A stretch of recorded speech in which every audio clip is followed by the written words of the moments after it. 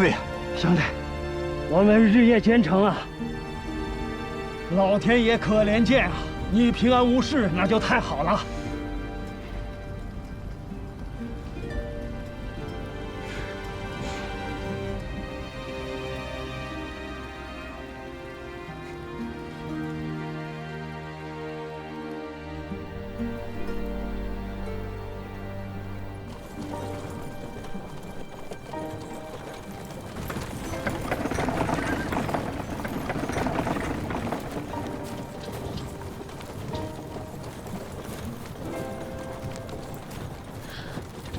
那皇太后长什么样？还不是一个鼻子两个眼，正常人的模样。我不信，你骗人。真的，我见她的时候也不知道她是皇太后啊。没你好看。那一梅姐姐呢？谁更美一些？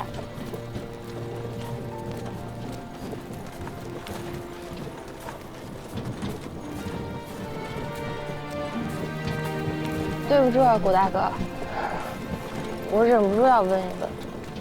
啊，没事儿，她好不好看跟我都没关系。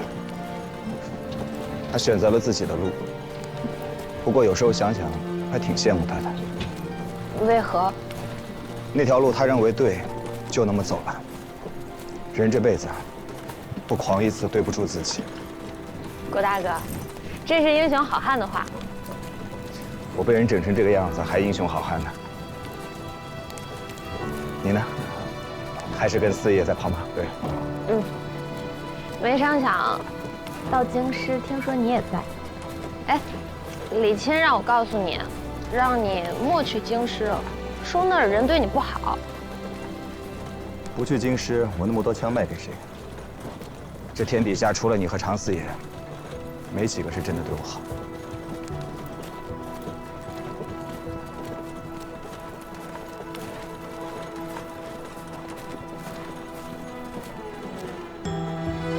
你走了，我们又跑了2趟科尔沁。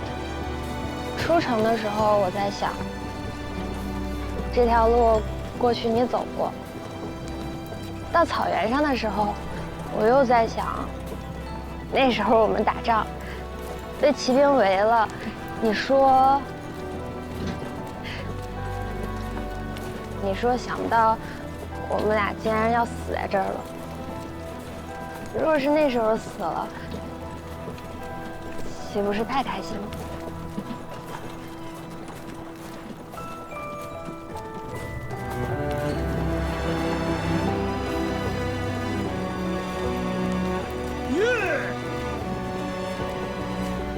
前面就是宁古塔城了，你我要不要故地重游啊？谁跟你故地重游啊？进城以后换2匹马，买点吃，继续上路。哎，你们刚才说什么了？怎么哭成兔子眼了？现在也来不及。我肚子饿了，我先走了。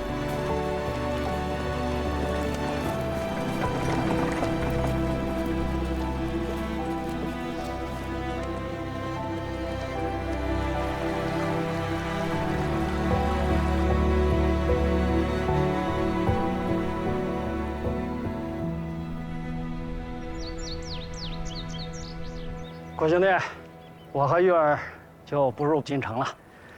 这条道直入山西，快捷得很。四爷您忘了，我和您走过一回。正是。哎，天下没有不散的宴席，咱们就此作别。四爷。哎，你这是干什么？起来，使不得！听我说，千里将就，万古高义。一个谢字，太轻了。哎呦，快起来，快起来！你这个人什么都好，就是偶尔说几句斯文的话，我实在是受不得。我们父女蒙你的恩，这次算是还上了一点儿，反倒是我们应该说谢才对啊。好了，少年子弟江湖老，下次相见不知何时了。爹，这些酸文假醋的词儿你也学不少。跟古兄弟相识这么久，没有长进能成吗？你们好好道个别，我在前面等你。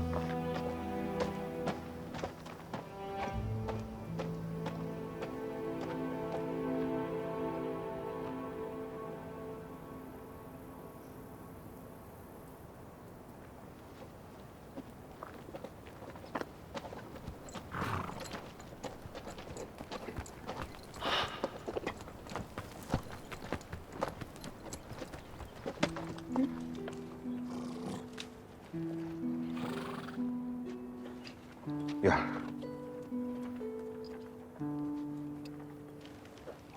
我会时时想着你的。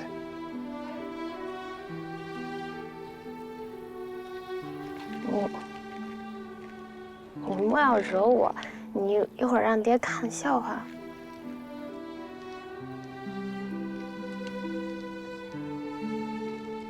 哎，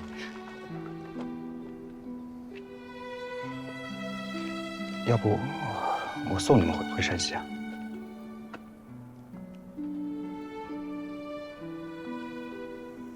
算了吧，就算到了山西，你不还是要走吗？我再也不想过这种求太阳、求月亮的日子了。什么叫求太阳求月亮？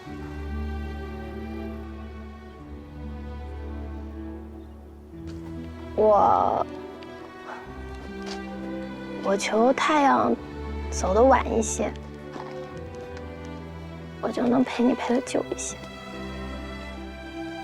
我又求月亮走得早一些，这条路最好永远都不到头。可天底下的路不总得走到头吗？到头了，不就要分手了？就算去了山西，那儿也不是天涯海角。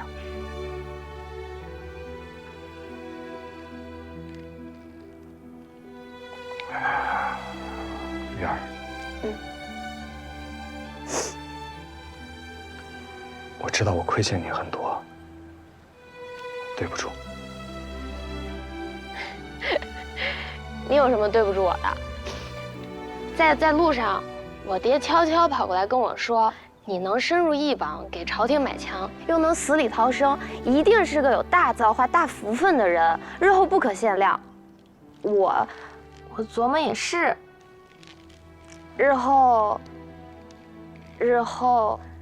你若做了总督，做了大将军，会有更多的人喜欢你。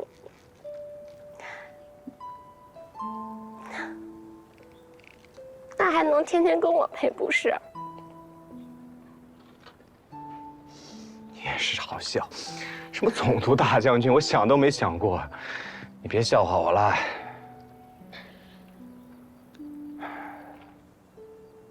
世间男女无非如此。既入江湖内，便是苦命人。若是能落个刻骨铭心，这是我修了极诗的福分。我要是再不知足，老天爷都要怪我不识抬举了，是不是？胡大哥，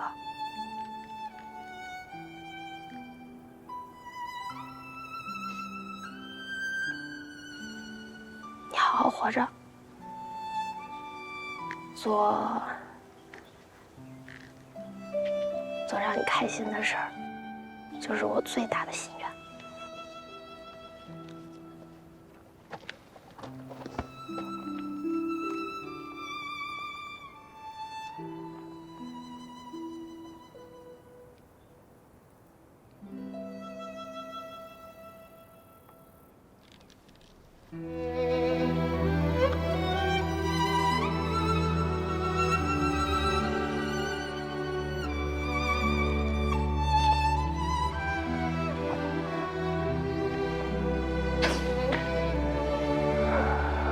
我想跟你说，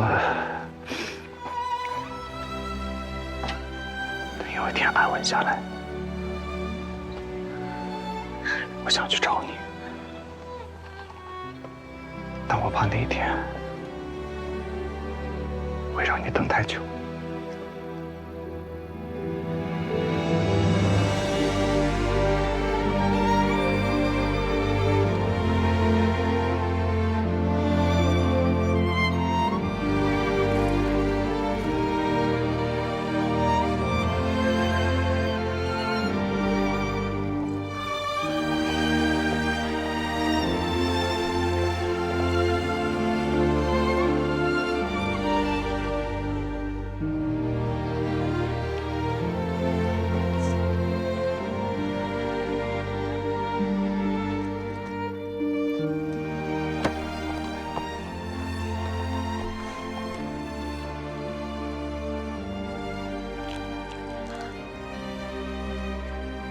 我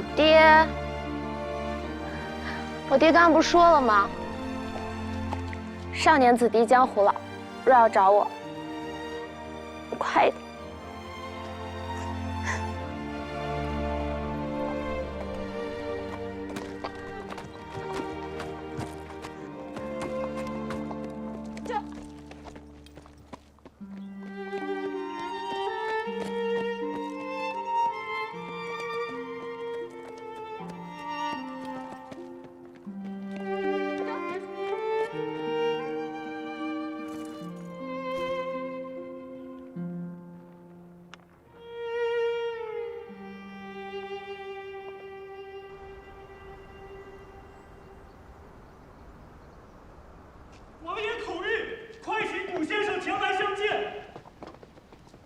哎呀，谷兄弟啊！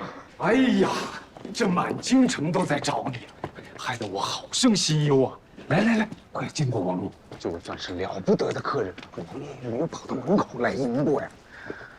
王爷，起来。你不是官，咱们就以平辈论处。你刚一进城，我就听说了，这车上装的就是洋枪。正是王爷。我看看，谷兄弟啊，你一路舟车劳顿，辛苦了。多谢王爷，不辛苦。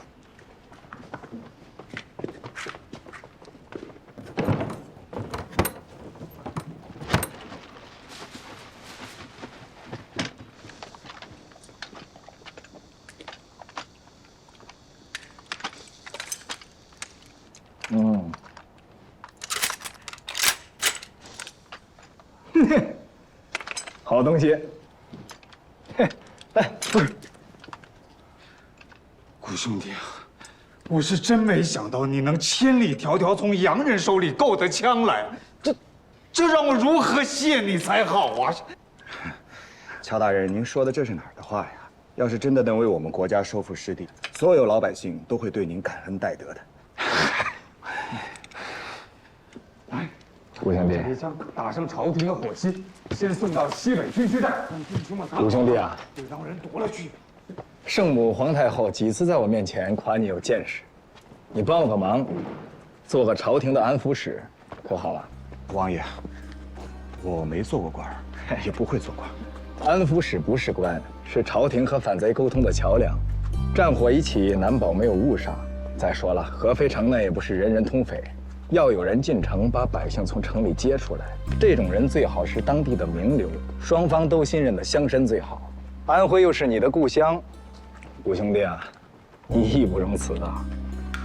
倘若这件事情办成，我亲自许你个实职，可好啊？王爷既然这么说了，为了乡子百姓，顾平原万死不辞。只不过我还有一个不情之请，望王爷您允准。你说。当年家父上京赶考，结果一去不复返，至今下落不明。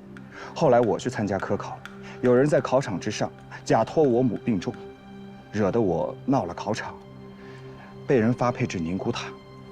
家父至今是生是死，又是谁处心积虑地在背后害我？我只是一贫老百姓，没资格查案子。要是王爷您可以吩咐下去，或许可以拨云见日，解我一生之大祸呀。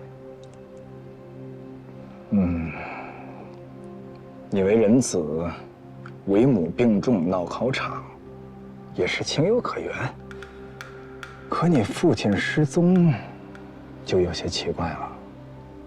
这样，你晚一点写一份帖子送到府上，我让九门提督的人给你查。倘若有消息，我让他们飞马持告你，可好？多谢王爷。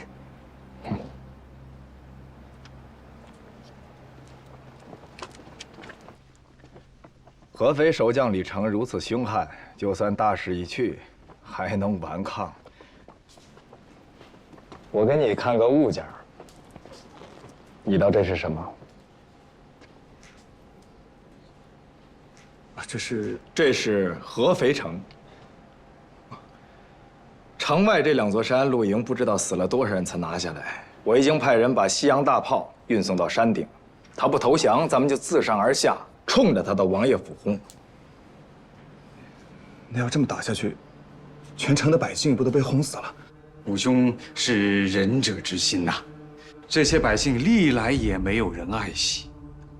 谷兄，你看，我只围了3面，留出1面来。城下挖地道近半年，秘密放了3万斤炸子儿在城墙下。现在兵强马壮，可保一战必胜。那李成他们肯撤走吗？这是个悍将啊，已经围困了这么久，这城里都开始吃老鼠了，竟然还能屹立不倒，士气不减。也不知道是用了什么邪咒啊，已经开始吃老鼠了。慈不掌兵，这种人，10万8万的在他眼前死去，他都不在乎。他刚被封了王爷，不多守些日子，也对不住他头上的顶戴啊。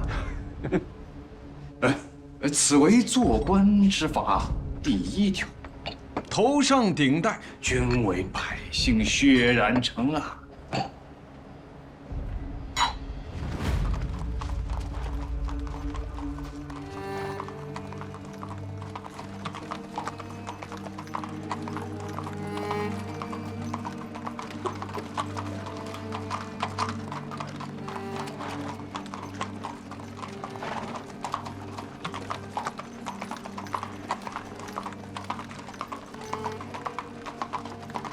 咦，我不是让你开铺是不是我？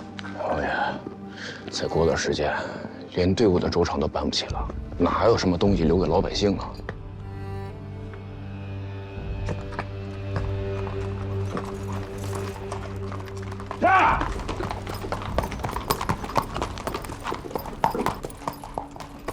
谷兄，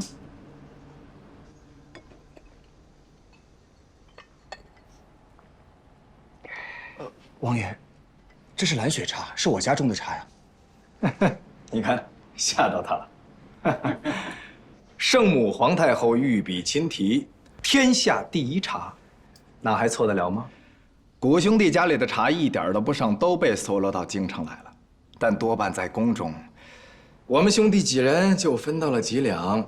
安徽茶商走的时候，不知道有多少人揣着银子要从他们那儿买蓝雪茶的茶种，啊，不止安徽一地，就连江浙福建的茶商也都要毁了自己家的茶树，改种蓝雪茶。那也不必吧，天下奇茶甚多，闽浙一带有那么多的好茶，要是都毁了，改种银毫的话，未免太可惜了。哎，谷兄弟，这就是做官之法第2条。世间万物贵贱只在一句话中，这与你生意经又有所不同啊！成交，成交。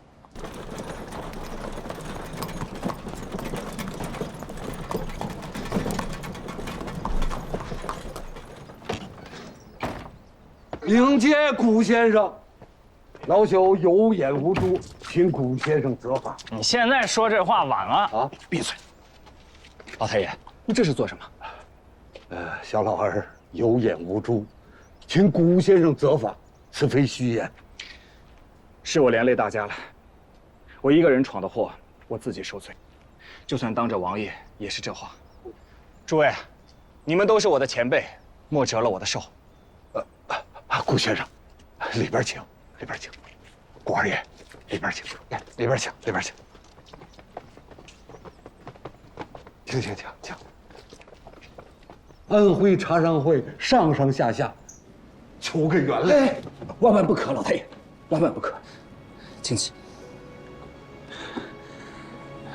您这岁数比我娘还大，这一跪我可受不起啊。诸位，你们如果真的为我马首是瞻，那就请听我一言。大家先请坐。侯老太爷，您上座。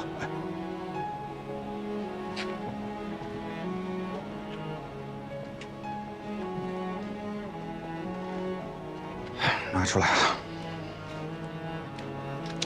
别装死。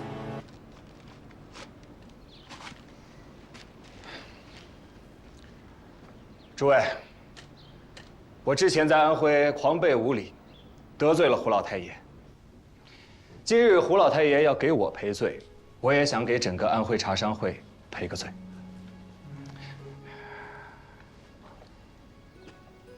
老太爷光风霁月，我心中佩服得很。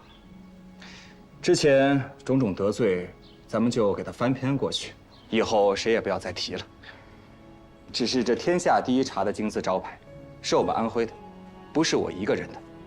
这招牌理应挂在安徽茶商会里头。这是我送给老太爷的第1份礼。这第2份礼，是我家蓝雪茶的配方，还请胡老太爷务必收下，抄写好，分配给安徽各个茶商。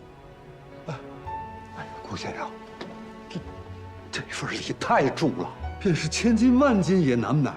你要是不说明白了，我可不敢接。这蓝雪茶的名声现在已经传出去了，但是仅凭我和我兄弟2人，加上家里的那几十亩薄田，一年能种出多少啊？我就怕到了以后，市面上出来很多牛头马面的假货，毁了这茶的名声，那可是安徽茶商会的过失啊。所以胡老太爷，这配方无论如何，你得收好。这说的我都没有回旋余地。古先生您放心，要是古家的蓝雪茶能大行天下的话，那便是古先生的功劳。安徽茶商会愿听您调遣。哎，这个位子我可做不了。我这个人嘛，耐不了烦，清闲惯了，守着家里的茶园，逍遥自在，挺好的。这个位置还得您来主持。古先生是自谦之词，绝不是自谦。如今兵荒马乱，安徽几十万茶农苦不堪言。我在想，这蓝雪茶或许就是我们的一线生机。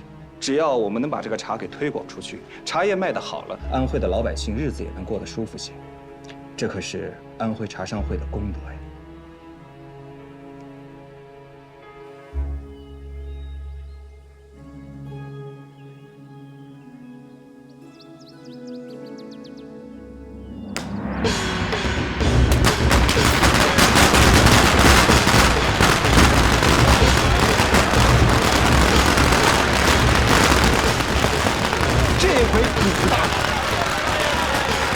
可把我们安徽人的面子找回来了。以后您老人家还得多替我说2句好话啊！我老人家，要不是古大，我们大伙的茶叶能卖这么好的价钱吗？哎，您说，以后多土气的名字，蓝雪，那简直了，是不是啊？以后叫二老爷，叫二老爷。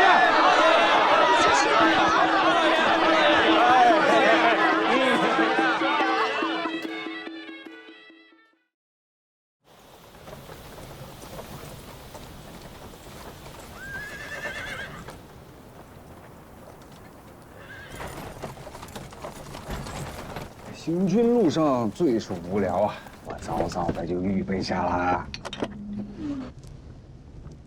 哎，顾兄弟，那些安徽茶商们是怎么向你磕头认罪的？不可与他们善罢甘休。哎，想想也是自己年轻，非要做什么蓝雪茶，怨不得他们。哎，这是你命好。这天底下有谁能一出门就遇到圣母皇太后？又有谁能得了圣母皇太后的青睐，一鱼之下，点石成金呢？你到王爷为何如此卖账？没办法，圣母皇太后那块匾把他给压住了。当初大人要我饮宴，也是圣母皇太后的意思吧？这是自然。不过啊，我也不白沾顾兄弟的光。合肥城打下来，功劳你我一人1半。哪怕把满城的人都杀光，我也在所不惜。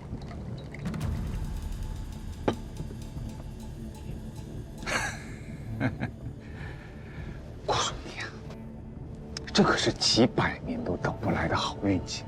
我朝战功升迁最快，你有如此机遇，定能青云直上。你是读书人，应该知道的。自古以来啊，就说得明明白白。首级，一颗脑袋，生一级。来。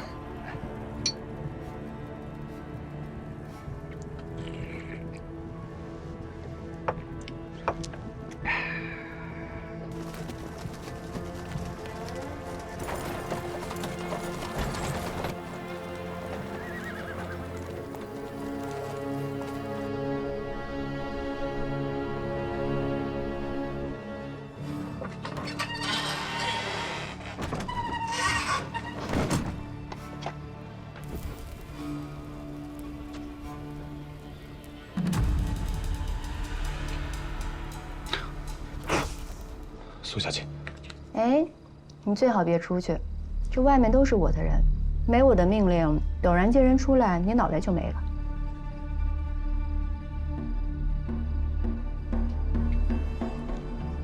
你现在还真是有点大人的样子啊！朝廷安抚使啊！你怎么知道的？你在乔松身边也安排人了？本来谋划着要杀乔松，突然知道他带了一位连圣母皇太后都看中的人物，我还纳闷呢，原来是故人啊！千里迢迢把脑袋又送回来了，真是多此一举。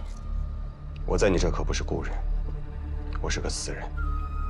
说对了，留着你这样的人只会碍我的事儿。说吧，有什么未完成的心事或者想捎的话？我希望你劝告李成，合肥已经守不了了，让他早早撤离，不要拖累全城的无辜百姓。我还想奉劝你，大厦将倾，独木难支，你的阴谋诡计成不了气候，你赢不了。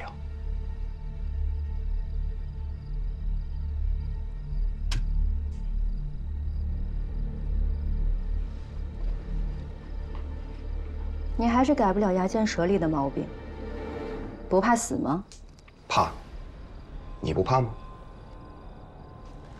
既然之前我坏了你的好事，你又差点整死我，那咱俩算是扯平了，可以谈笔生意了。没想到你还是个生意人。我要全合肥城无辜的百姓都平安地活下来。这个生意能不能做？你去告诉李成，如今合肥已经被围了3面，他还有一线生机。英雄无奈事多情，还惦记着白小姐呢。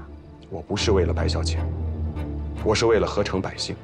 大丈夫当为则为，你太小看我了。你让他撤，他撤去哪儿？金陵城下有朝廷的南北2个大营，浙江一带也有军队。至于苏州，还得看那边的王爷接不接纳他。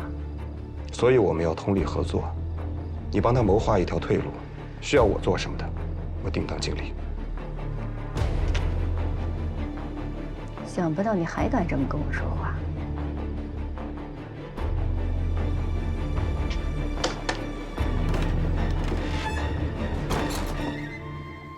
你这狗头我先记下了，回再来找你。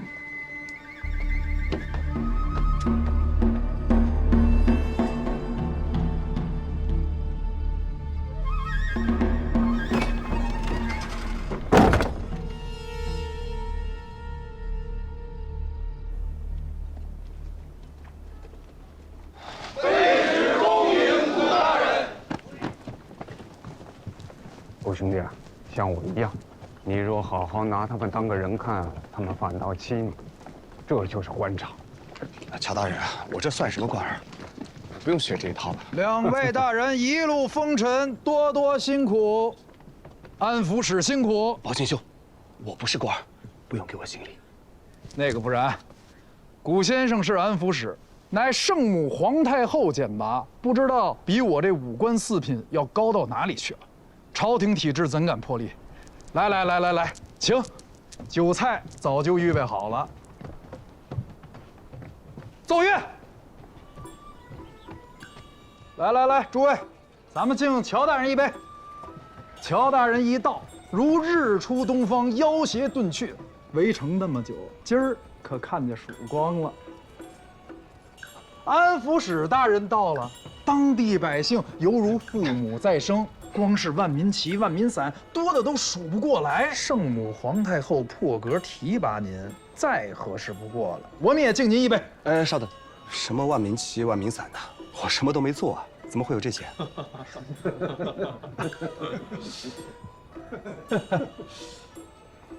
哦，你们真有一套。这个是自然要早早备下的，难道还真等那些草民们送啊？宝清兄啊，但是我有一事不明，还想请教您一下。安抚使，请吩咐。我听说合肥就要断粮了，你们打算什么时候攻城啊？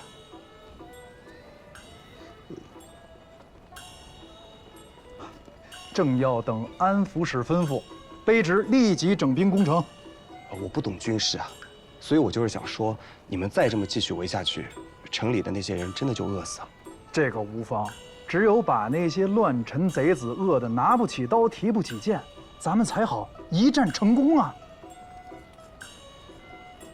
哎呀，我跟你说的，我是什么差事来着，我自己都忘了。哎呀，您是安抚使啊，那我说话管用吗？这个自然。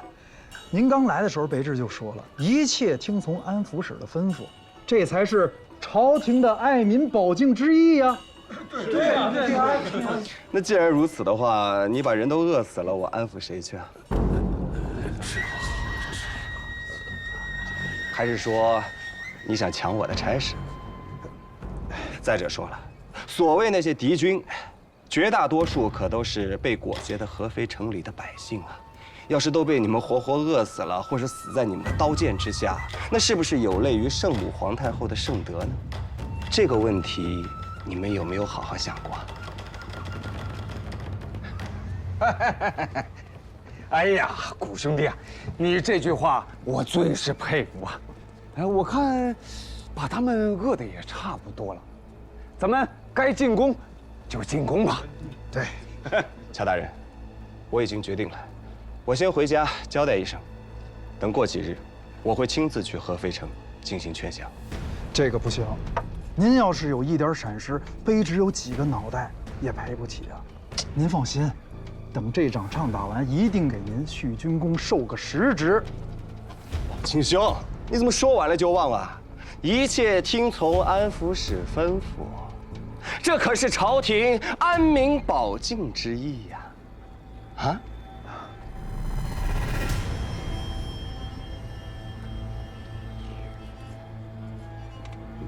哎，我得先回去了。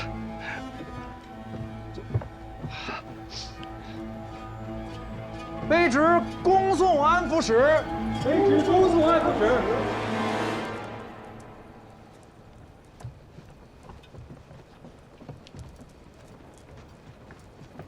老乔，这谷老板是个当官的料。让你说话那么不小心，我哪知道啊？他倒学得快，三言两语竟让我没词儿了。莫小看了他，这种人啊，我们还是捧着的好。你到皇太后为何突然凭空给他个安抚使做？为什么？皇太后早就对六王爷不满意了，你我都是王爷的人，所以给他一个安抚使的虚职。虽说是虚职，他说话你要敢不听，那就是个事儿。还有，这个人务必给我把他留在这儿。为何？立了功算谁的？这若是闯了祸呢，算谁的呀？高见。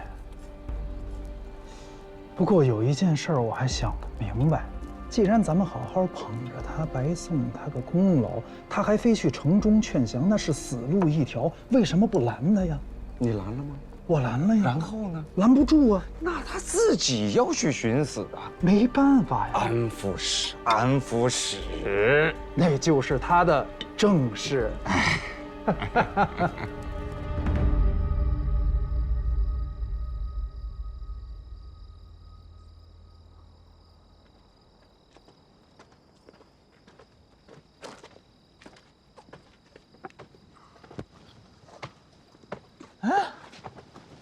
你怎么没穿老虎皮啊？我等你半宿，我就想看你穿老虎皮呢。哥，你跟太后熟，要么你跟他商量商量。你不想当官，你给我弄身老虎皮穿穿呗。我这村前村口走一圈多威风呀！你披什么老虎皮啊？我在关外被狼追的时候也没见你来救我，就看你狐假虎威。你这就没良心了！我到处找你，我都不知道哭了多少回了。今后有点出息啊，别就知道哭。哥，说正经的，别人给你官当，你干嘛不当啊？哎呀，行了，你别跟我说做官，烦着呢。这宰相家人七品官，你要是做了个官，那我也能个县太爷当呢。谁敢不听我的话，一拍桌子打屁股，滚！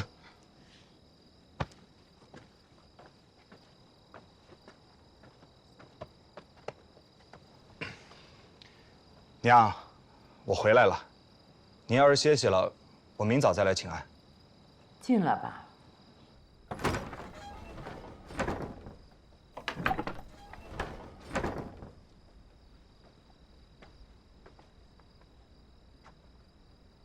老儿说你差点丢了命，我都快吓死了。有个朋友拉我去关外，走得着急，就没来得及跟老二打招呼。我倒是不信。娘，我答应你，之后不出那么远的门了。娘，跟你说个高兴的事儿，这次上京城，我找六王爷递了个帖子，他答应我了，让九门提督府的人帮我查爹的下落。要是连他们都找不到的话，那便是真的找不到了。你不要太过伤心了。我不是伤心，我是心里面总有那么一丝念想，我就觉得他好像在哪里还活着。他若是真活着，他知道家中有您，有2个儿子在等着他，他怎肯不回来？您不要再说这些徒添伤心了。你要是平安呢，有机会的话，还是再慢慢的寻寻。哪怕他死了，我在他的墓前哭一场，那我也心安了。睡了。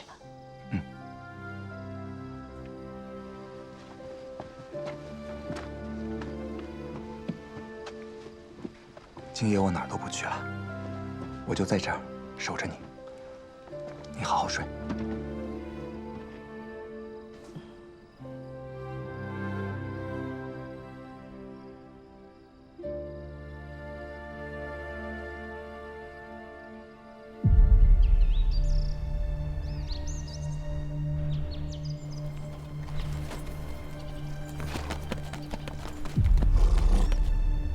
安徽安抚使古平原，我要见你们李成将军。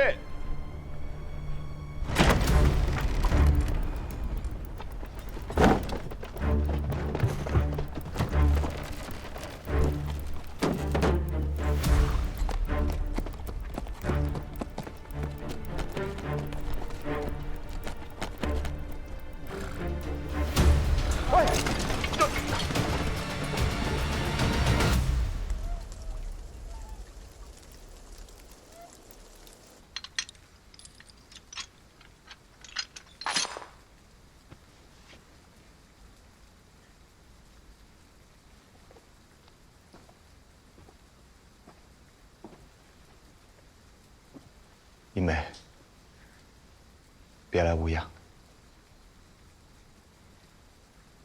你来做什么？我不能来吗？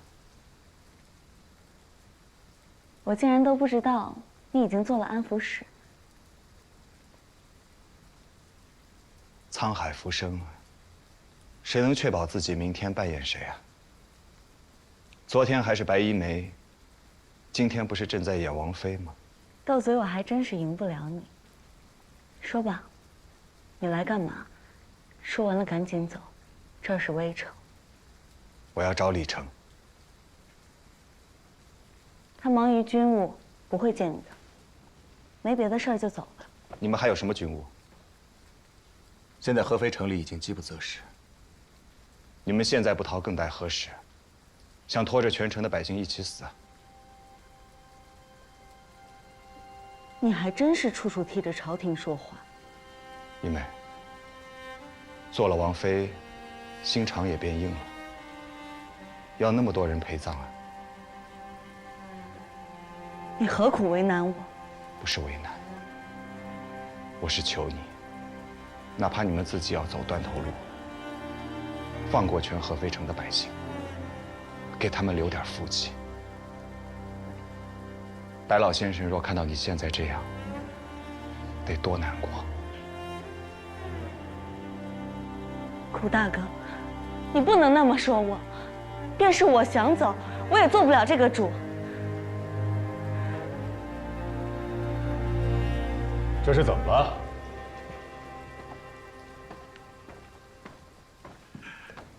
怎么好友见面还拌上嘴了？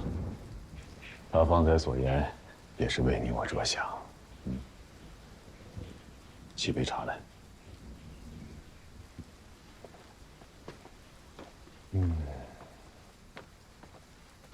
请。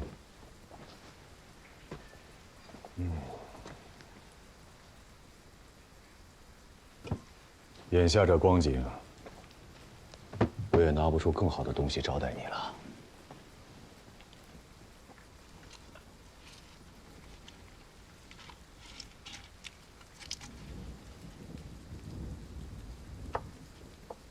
你们现在就吃这个？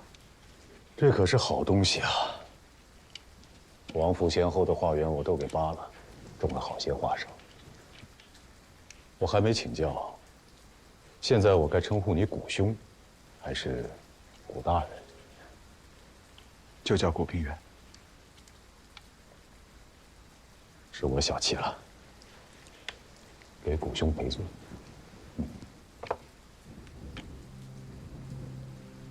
今天我来，方才我听见“安抚使”3个字，好啊，好得很。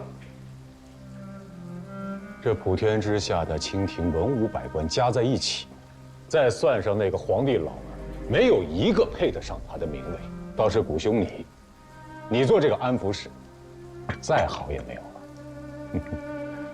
一来，我心宽了很多。对了，一梅，去趟库房，刀架下面还有一瓶好酒，把它取来，我要与谷兄对饮。你什么都没吃呢？花生，去吧。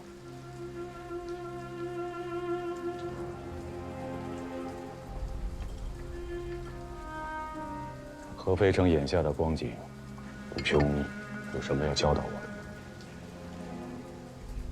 如今的合肥城被围了3面，你为什么不撤？过了长江就是金陵。看来谷兄真是为官不久。是。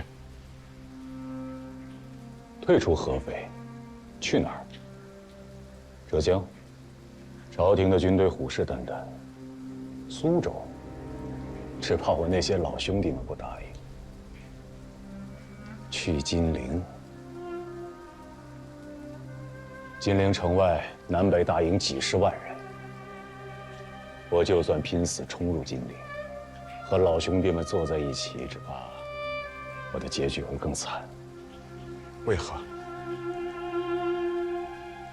你可知金陵城如今的境况？不知。老兄弟们同时操戈，危亡只在数日之间。死期将近了。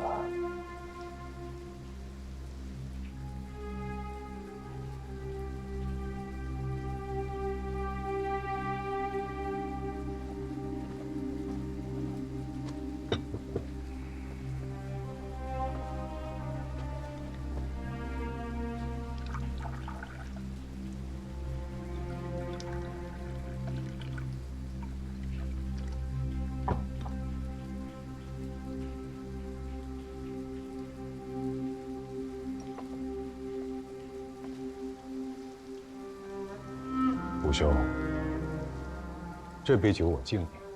你方才说的对，我不应该拉着合肥满城百姓与我陪葬。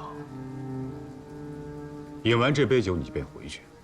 明日一早，我会开城放人，且不会伤百姓分毫。至于我们夫妇2人，大恩大德，来生再报。顾大哥，我也敬你一杯。刚才是我无礼了，你别怪我。谢谢你一直善待我，替我葬父。我们夫妻，来生一定报答。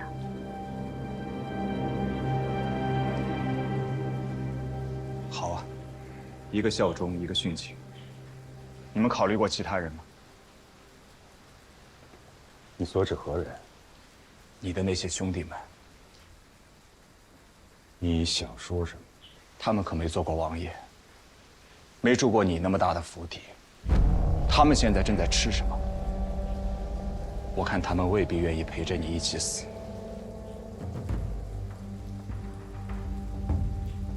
你知道你在说什么吗？大家都是人生父母养的，但凡有一口饱饭吃，谁愿意造反？是，你选择仁义，你选择效忠，你有问过他们吗？你敢不敢去问一句，让那些不愿意效忠你的人跟着我出城，然后你自己去死？人前乱我军心者，其罪当诛啊！莫伤我，谷大哥，你说这话做什么？你快走啊！我有说错一句吗？你们的命是命，那些人的命就不是命。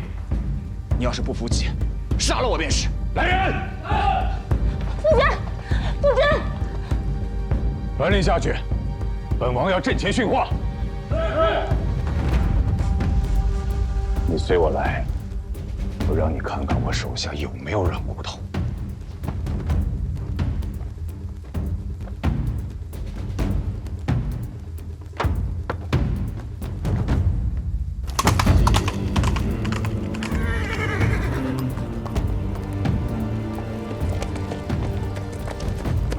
天兵将士，天兵将士，天兵将士。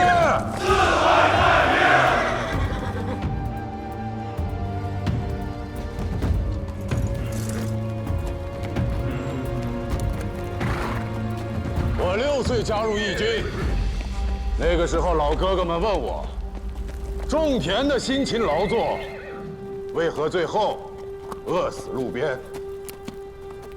做工的卖尽力气，为何失手要被人拿来肥田？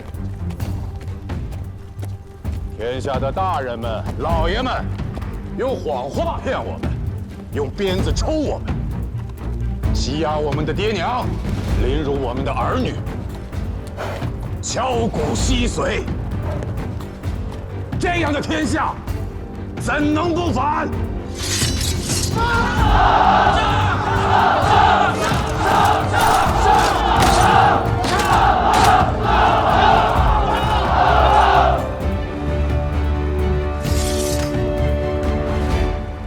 你们中间好些人是从广西出来的老兄弟，还有一些是这1、2年跟上来的。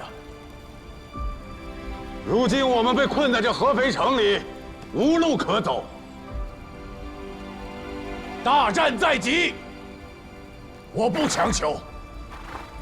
愿意留下的，吃掉剩下的粮食，磨块刀剑。升天之后，我们接着做兄弟。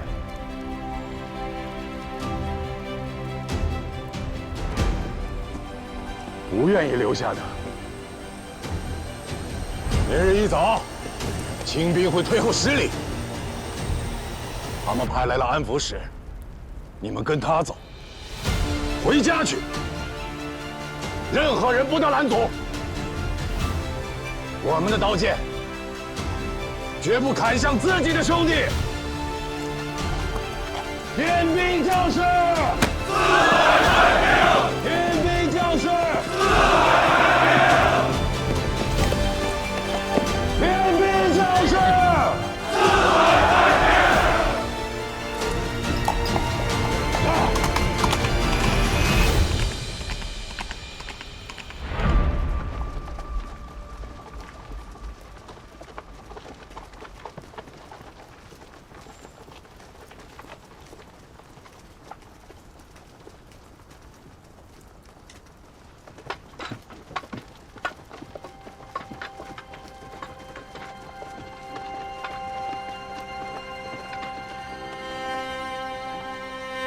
这下你满意了吧？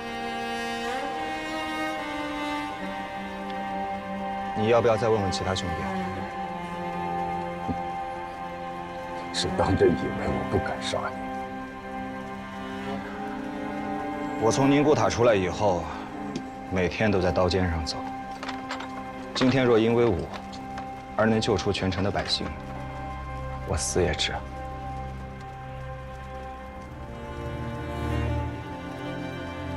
你看这些百姓，等战争过后，他们都是没了地的农民。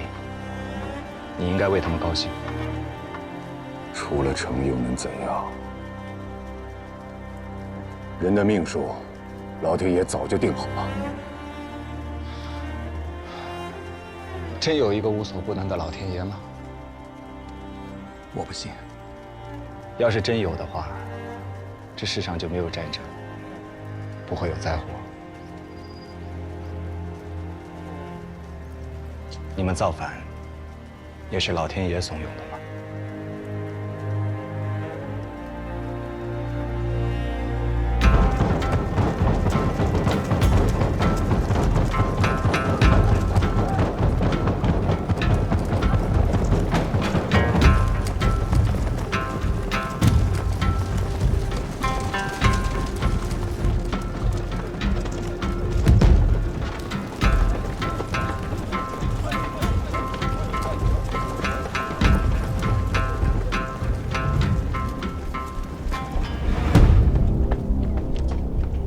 大人，请古先生。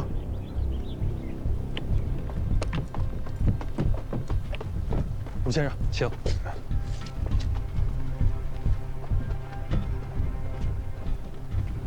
古先生为国效劳，舍生入死，辛苦。不敢。这些兄弟，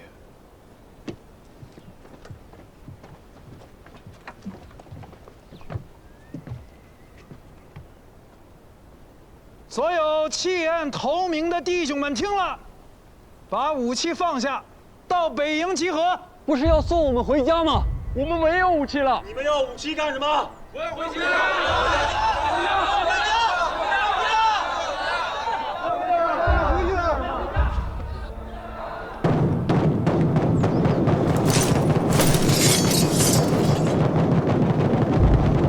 大人，不可！急什么，顾先生？他们既然已经投诚，那就还是我大清的子民，你不能这样。你误会了，误会了，我来跟他们说。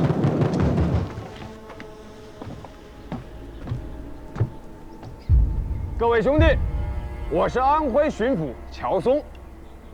你们能反正，那就是朝廷的好子民。所以，我们空出北营安置你们。一来啊，围城太久，你们身体虚弱，还需要吃一些东西；二来是要刮头；三来你们的军装要换掉。这方圆几百里都是朝廷的军队，这样出去还得了啊？你们若是觉得我有什么其他心思，来，枪都放下，让开大道。若还是有人想走，兄弟我恭送。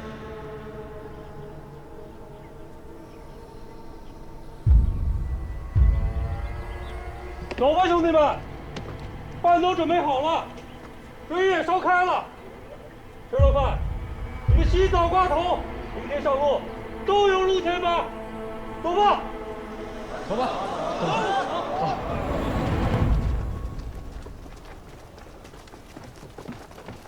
古兄，走，我们去喝酒。大人，刚才言语多有冒犯。哎，这就跟我见外了。古兄，你忠勇无双，只身一人不顾生死，救出这么多百姓士兵来。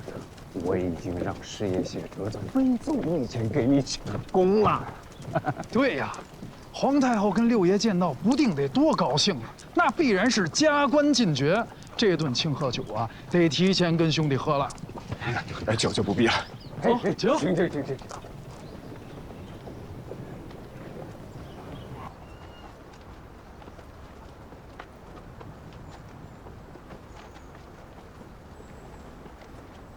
王爷，谁让王妃上来的？莫怪他们，是我执意要来的。都站远点。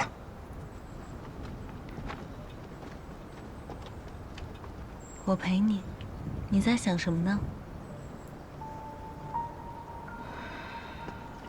我在想，如果没有打仗，我们夫妇2人站在这城楼上看风景，那该多好。若是没有战争，你还在广西挖煤呢，我可见不到你。是啊，兴许你早就嫁给那古平原了。怎么，你还在生他的气？大丈夫恩怨分明，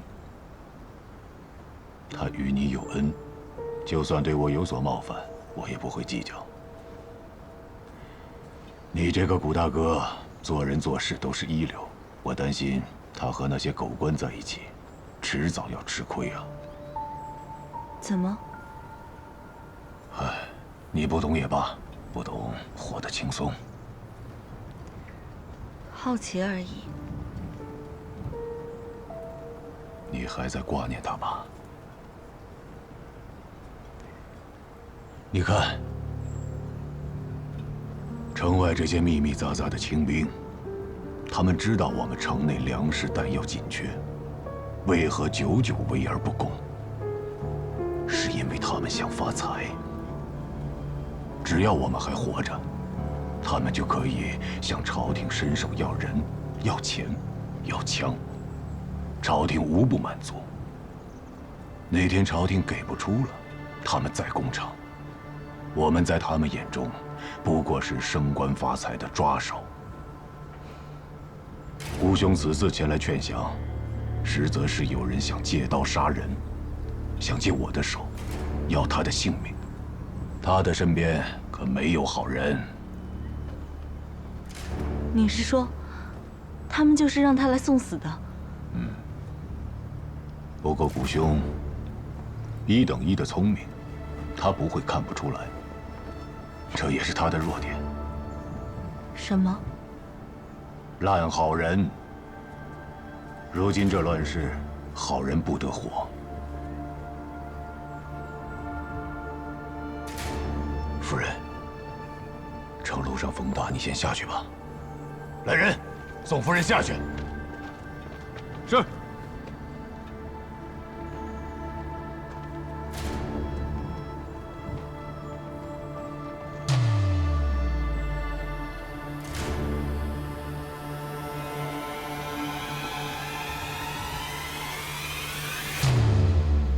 要攻城了。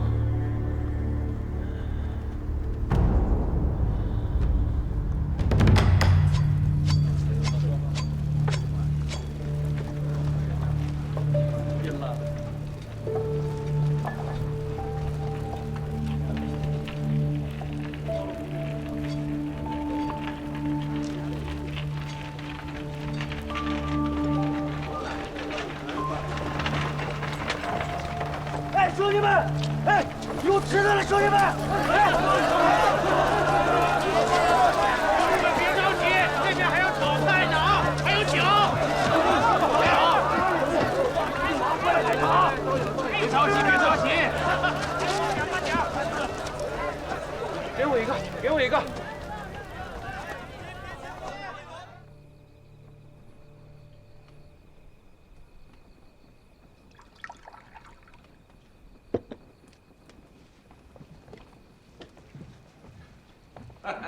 古兄弟，古先生，古先生，你是手工啊啊！这一杯我们2个人敬你。来，满上。满上。大人呐，我真的不胜酒力，别管我了。好嘞，古兄，那是万万不能的。来。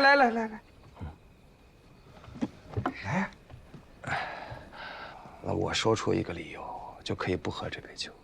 哦，什么理由啊？今天你们送我进城的时候，是不是压根就没想过我能活着回来？